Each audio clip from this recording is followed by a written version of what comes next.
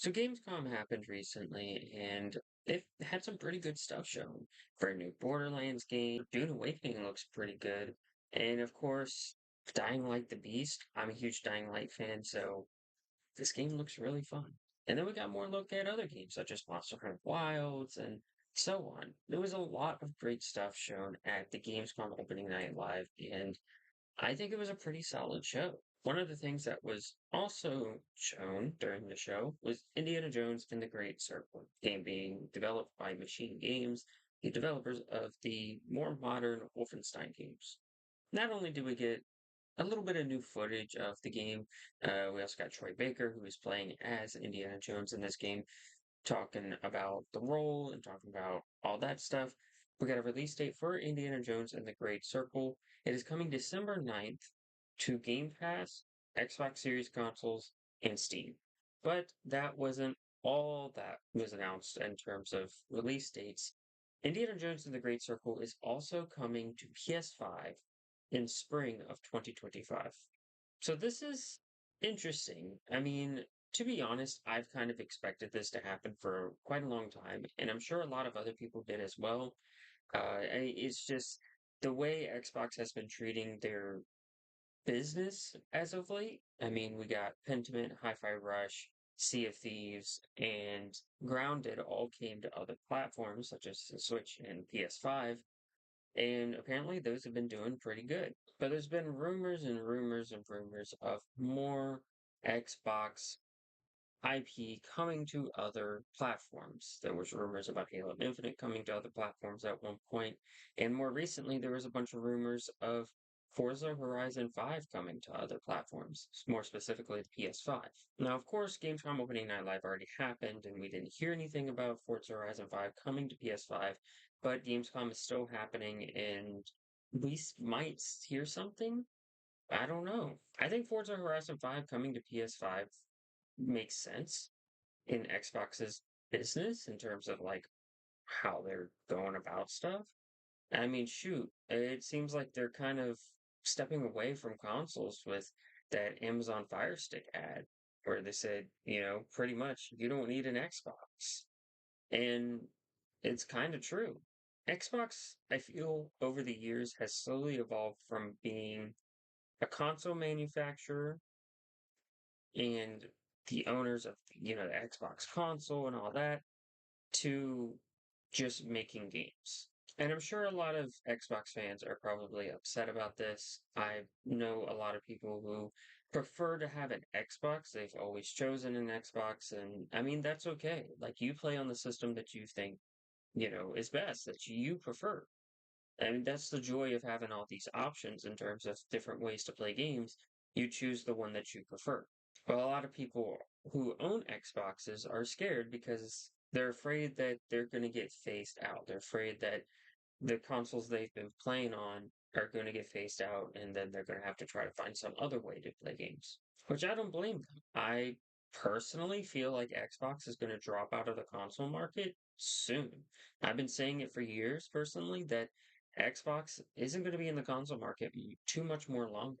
And I feel like it's very evident with how they've been marketing a lot of things recently and how they've been pushing cloud and all that stuff and Game Pass. Game Pass isn't just an Xbox console thing now, it's on PC. You can have it on your phone. NVIDIA GeForce has it. You can get Game Pass on multiple different devices now.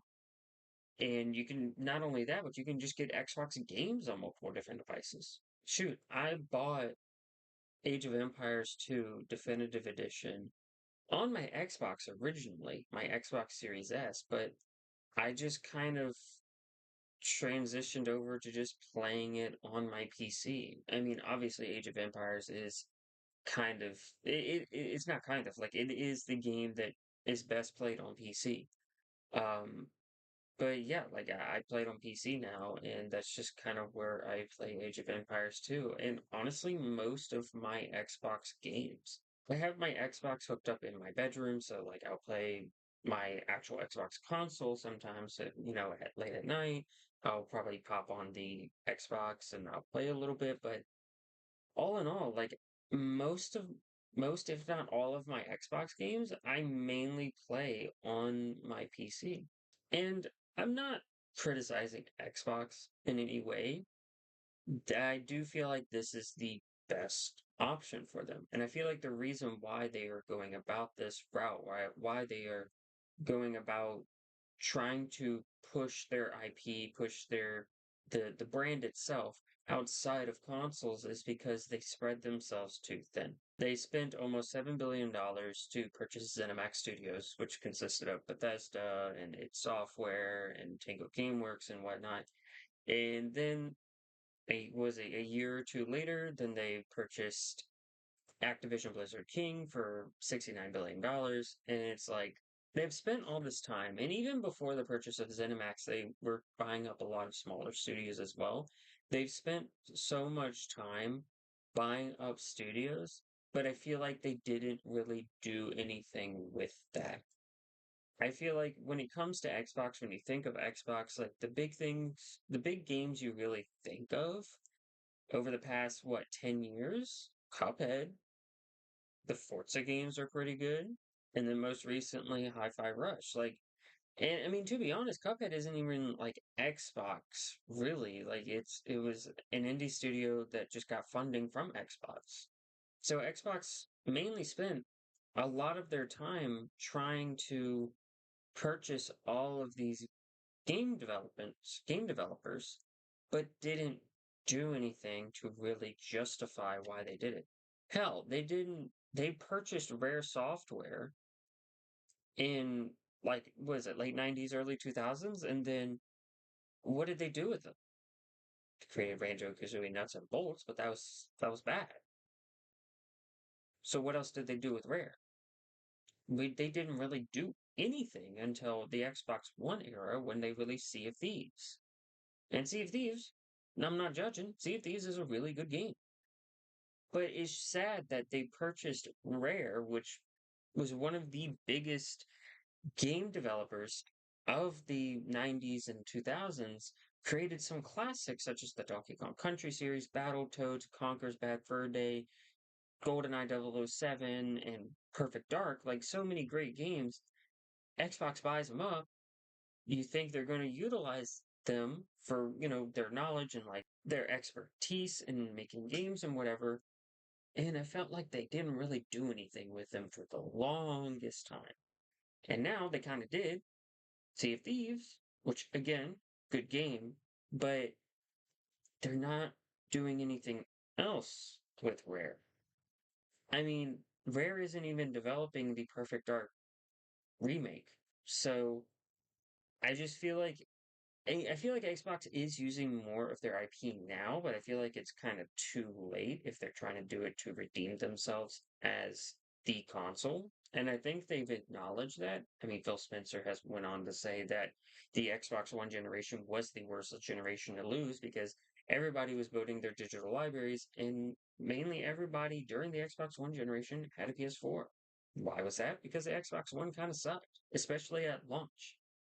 When you put in a game onto your Xbox One, a physical game, in the like early years of Xbox One, that game was then linked to your Xbox, and you couldn't share your game with friends, and you couldn't sell it to GameStop or whatever, or sell it third hand or second hand or whatever. Like you couldn't give that game to other people because then it wouldn't work on their console because that game was linked to your console. That's probably the stupidest thing with the Xbox One generation, but I mean, there was so much more that the Xbox One did wrong that made a lot of people switch over to PS4. And the PS4 was a very solid console, and I think it was one of the best. And Xbox really fumbled the ball, and they've realized that. So I think now with, Indiana Jones and the Great Circle coming to PS5, I think we're going to be seeing a lot more um, Xbox games coming to other consoles because it's just that's how it is. That's what happens when you buy up all these studios but you don't really do anything with them and you spread yourself too thin and then you don't have money to really keep up with everything. So then you got to start letting people go. we've seen this happen time and time again. I mean, look at Embracer Group. That's the whole reason why people hate Embracer Group, because Embracer Group thought that they could buy up all these studios and make a bunch of money, but didn't realize how actually complicated game development is. Now, I'm not trying to hate on Xbox for the path that they're going down. I think that this is a path that is needed to be taken because, I mean, let's be frank, they haven't been doing good in the console market. So the most obvious path forward is to start releasing your games on other platforms. And I mean, they've kind of been doing that, releasing their games on PC for quite some time, but they are now releasing their games on Switch, PS5, and it's a smart move. I think Xbox has what it takes to be a big name, and they were for a while and they kind of fell off. But now that they own all these studios, they definitely can become a big name. But again, like I said, they spread themselves too thin, and they're trying to do now is trying to put the pieces back together. They were building this, house of cards, they were building it up, and then they didn't realize that one card was slightly out of place, and then the whole thing came tumbling down. And now what they're trying to do is they're trying to put it all back together. They're trying to build back up this house of cards so that they can stay afloat and they can keep on putting out games. If Xbox goes under, there would be so many people that would lose their jobs and just maybe a lot of companies that would also just kind of like go out on their own, and a lot of developers. I mean, some of these developers have worked on their own. I mean, obviously Activision and Cinemax or whatever, they've all used to just be independent, pretty much. They were third party developers. And yeah, like, I mean, they would be fine, but then you got to think about smaller studios. I mean, we saw what they did with Tango Gameworks. It doesn't matter whether you put out a good game or a bad game, you're still going to get axed. I mean, I wish Xbox all the best in their endeavors. I hope that they could come back out on top because they have a lot of great IP under their belt right now, and they could put out some really great games. And I'm going to keep an eye on them. I know Xbox can put out some great games, but you know, they are just going to have to go third party. And I'm sure a lot of people, especially Xbox fans, are not too happy about that, but that's just kind of where Xbox is at. Xbox put themselves in this position.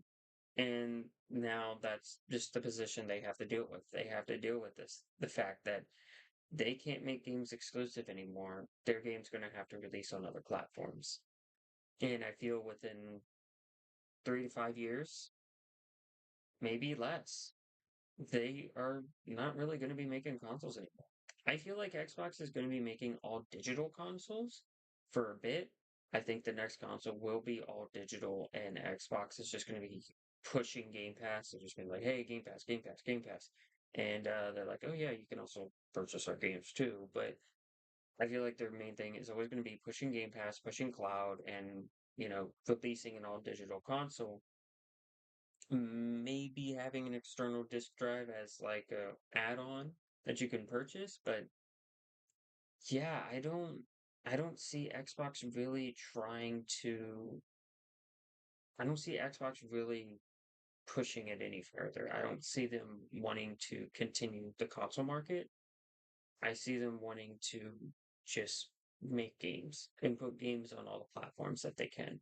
And that's evident with Indiana Jones and the Great Circle. I'm pretty sure that they would release Indiana Jones and the Great Circle on PS5 day one, but I think they understand that they'll probably get a lot of flack from a lot of Xbox fans, like, oh, what's the point of owning an Xbox if I'm not going to get my Xbox games before other people? Like, I feel like that's kind of why they're doing that. So you know, don't get mad when your games, your Xbox exclusives, air quotes, are coming to other platforms because that's the position where Xbox has put themselves now, and that's just kind of what Xbox is now. It's not the consoles, it's the ecosystem. I wish Xbox all the best, and I'm excited to see a lot of the games that's coming out soon from them, and I think Xbox fans personally just need to realize that Xbox isn't, they're not the console anymore. And they've said it themselves. They're not the console anymore. They are a platform. They are an ecosystem. That is what Xbox is now. Let me know what you think about Xbox as a whole, what you think about how things are going with them. Let me know down in the comments below. And that's it for me. See you in the next one.